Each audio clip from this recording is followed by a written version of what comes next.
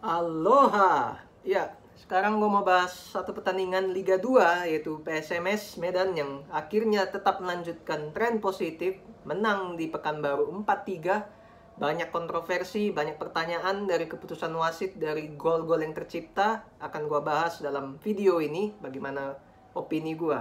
Nah, PSMS menurunkan line up yang diturunkan oleh Putu Gede. Di tengahnya sekarang ada Bustomi yang main dari starter dan Supardi juga bermain jadi starter. Dua pemain senior yang akhirnya diturunkan jadi starter oleh Putu Gede. Sementara di striker ada Ahmad Ikhwan yang bisa mencetak hat-trick dan terbukti menunjukkan dia layak menjadi striker PSMS. Fardan masih dari back kiri dan Didik yang jadi winger kiri. Sandini masih dari winger kanan. Dan center back-nya yang berbeda sekarang, Imam Mahmudi yang menjadi duetnya Joko Susilo, bukan Andri Mulyadi. Nah, sementara PSPS juga pelatihnya masih muda, Yusuf, dan ada Angel Bersani, ada 2-3 lah pemain jebolan Liga 1 di situ. Sisanya ada juga mantan PSMS dan pemain muda. Nah, di babak pertama PSMS mendominasi, full mendominasi. Terutama di 15 menit pertama, PSMS benar-benar mendominasi bola, mendominasi possession, menekan PSPS, dan PSPS gak berkutik. Tetapi malah PSPS yang mendapatkan gol pertama, itu kalau aku bilang kesalahannya itu lini tengah PSMS banyak sekali space kosong sebelum gol itu tercipta, telat turun, akhirnya dapat serangan counter lah bisa dibilang, dan Supardi yang dia salah komando, dia instruksikan rekan-rekannya untuk awasi kotak penalti, tapi ternyata pemain PSPS ini pintar dan dia langsung shooting luar kotak dan bolanya susah dijangkau oleh Adiksi. 1-0, PSPS unggul. Nah, setelah itu ini yang menjadi pertanyaan. Selama ini PSMS menang-menang terus di laga-laga sebelumnya, itu mereka selalu unggul duluan. Dan baru kali ini, dimana kita bisa menilai apakah mental pemain PSMS sudah berada di hal yang sebaiknya, karena mereka sekarang ketinggalan lebih dulu. Apakah mereka bisa bounce back, bisa kembali ke track, on the track. Dan akhirnya ternyata memang bisa, nggak pakai lama, langsung crossing dari sisi kiri lewat Bustomi kalau nggak salah ya, si Ahmad Ikhwan heading, kipernya di belakang dia, akhirnya gol 1-1. Tapi sebelum gol itu, PSMS dapatkan 2 peluang, sekali lewat Mister Iksan dan sekali sundulan juga kena tiang. Dan memang secara peluang PSMS memang layak unggul di babak pertama. Mereka dapat 2 peluang sebelum kena gol tadi, kena tiang, dan akhirnya dapat gol kedua lewat set piece bola mati ya. Nampaknya memang Coach Putu Gede memang dia menginstruksikan anak asuhnya untuk berlatih itu memanfaatkan set piece bola mati seefektif mungkin. Terbukti corner bukan langsung di crossing ke kerumunan, tapi dikasih mendatar ke banyak ruang di luar kotak penalti. Ada Didik di situ yang free space, dan ini pinternya Didik, gua akui. Dia nggak langsung syuting. Biasanya kalau orang dapat space kosong langsung syuting, tapi dia kasih lagi ke arah kotak kecil di penalti, dan akhirnya ada Sandeni, dia pantulkan, dan akhirnya Ahmad Ikhwan positioningnya bagus, gol 2-1. Dan patut diakui lah, memang Putu Gede semakin hari semakin bagus permainan PSMS di bawah dia. Banyak orang yang meragukan PSMS di bawah kepemimpinan Putu Gede. Di awal-awal memang permainan PSMS masih kagok, masih kikuk, tapi seiring berjalannya waktu permainan PSMS semakin bagus. Terbukti mereka bisa menciptakan gol lewat open play dan juga lewat set piece bola mati. Nah, akhirnya gol ketiga yang menjadi kontroversi. Kenapa wasit bisa mensahkan gol itu? Apakah itu pelanggaran terhadap kiper? Gue bilang 50-50. Karena pada saat bola di crossing ke kotak penalti, itu si Ahmad Ikhwan gue lihat lebih dulu melompat ke udara, baru kipernya.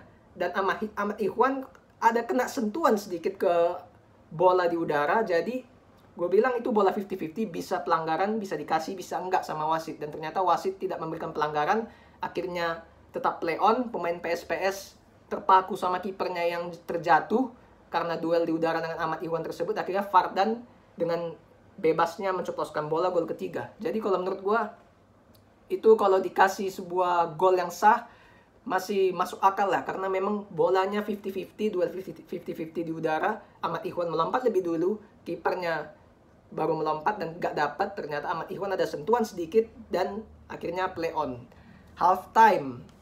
Dan akhirnya begitu half time, pemainnya masih sama. Dan kalau gue lihat pelatih PSPS ini, Yusuf Prasetyo kalau nggak salah namanya, itu usianya masih muda dan terlihat dia begitu tergesa-gesa ya memberikan decision making dalam timnya. Dimana di babak pertama saja dia sudah mengganti dua pemain di babak pertama. Begitu mungkin dia dapat insight bahwasannya PSMS bisa dieksploitasi lewat sisi wingback kirinya, terutama si Fardan yang sering coming up ke depan. Jadi dia masukkan winger cepat di situ. Jadi gue bilang dia decision makingnya terlalu tergesa-gesa ya. Maklum karena memang faktor jam terbang juga, pelatih muda masih kurang pengalaman, Coach Putu Gede lebih senior, jadi wajar lah dia melakukan hal tersebut. Akhirnya half time dan PSMS dapat gol lagi keempat lewat Ahmad Ikhwan mencetak hat-trick, dan itu lewat skema counter attack ya kalau nggak salah ya, kalau ingat gue counter attack. Ahmad Ikhwan di kotak penalti tinggal ceplosin dan setelah itu pertandingan terhenti 20 menit kurang lebih karena supporternya PSPS membakar flare, mencabut kursi dan melemparnya. It happens karena memang main di kandang sendiri, melihat tim kesayangannya bermain buruk dan tertinggal banyak, tentunya gak akan ada yang happy dan wajar saja hal itu dilakukan. Dan setelah tertinggal kembali dimulai, PSPS ternyata langsung ngegas PSMS. PSMS sudah unggul 4-1, ternyata terlihat lengah, terlihat kendor, dan akhirnya dapatlah gol kedua PSPS lewat Angel Bersani. Itu harusnya Adiksi bisa dapat ya. Tiang satu bagi kiper itu harusnya dapat, karena dia jaraknya juga nggak begitu jauh dengan tiang satu, tapi sayangnya Adiksi nggak dapat bola itu. Disitulah kepercayaan diri PSPS mulai meningkat.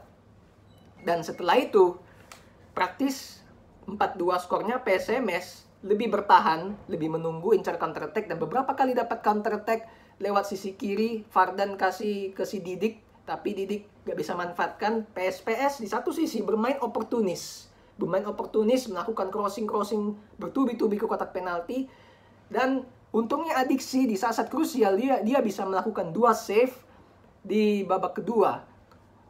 Dan itu sangat berguna buat PSMS. Kalau dia gak melakukan save itu, PSMS kehilangan 3 poin for sure. Untungnya dia bisa melakukan save di saat krusial. Itulah gunanya pemain senior. Di saat-saat krusial, dia akan mengeluarkan pengalamannya, jam terbang dia akan sangat berguna untuk kebutuhan tim. Adiksi melakukan itu dengan 2 save krusial lewat bola oportunis tersebut, dan 1 lewat free kick. Dan akhirnya mengujung babak kedua, ternyata PSPS hanya memainkan bola oportunis, PSMS bisa tangkal, dan sampai selesai fisik sudah menurun, tempo menurun, dan akhirnya menjelang injury time dapatlah 1 penalti itu yang dianggap wasit kena tangan, padahal kalau melihat replaynya bola itu kena rusuk dari pemain belakang PSMS, gak kena tangan sama sekali. Akhirnya 4-3, ya it doesn't matter. Lu kebobolan 3, you cetak 4 gol, you still win the game. Inilah case seperti ini yang dipraktekkan oleh PSMS. Dapat 3 poin di laga tandang, gak mudah. Dan terlihat bahwa permainan PSMS jauh lebih bagus, semakin hari semakin bagus. Dan kita tentunya sangat happy dengan PSMS bisa bertengger di puncak. Tapi kembali lagi, ini baru paruh pertama di fase grup. Masih akan ada bermain home dan away di melawan tim-tim yang sama di paruh kedua. Jadi enjoy the moment. Tentunya kesalahan fokus, untuk memperbaiki fokus di babak kedua, jangan sampai lengah seperti di babak kedua setelah terhenti 20 menit.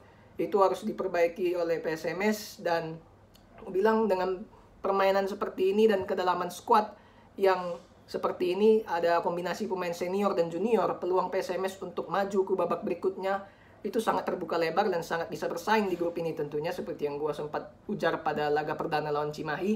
Dan kalau gue bilang itu 3 tim yang menjadi kandidat kuat untuk bisa promosi, atau ada PSMS, terus ada Bekasi dengan materi pemainnya yang luar biasa, sangat serius merekrut pemain-pemain senior dan berpengalaman. Lalu ada yang ketiga, ada Persipura dengan bakat pemain Papuanya yang luar biasa skillnya dan juga gak akan lama untuk bisa promosi kembali. Jadi 3 tim ini akan jadi sangat kuat persaingannya untuk bersaing tiket promosi ke Liga 1. We'll see lah. Jadi kita support terus Coach Putu Gede supaya dia bisa merangkul semua elemen dalam tim ini ya untuk bermain as a team. Dan gue lihat PSMS itu punya keunggulan bermain as a team di dalam liga ini. Tidak ada pemain bintang yang menonjol dan semuanya bisa memberikan kontribusi satu sama lain. We'll see. That's it. Thanks for watching.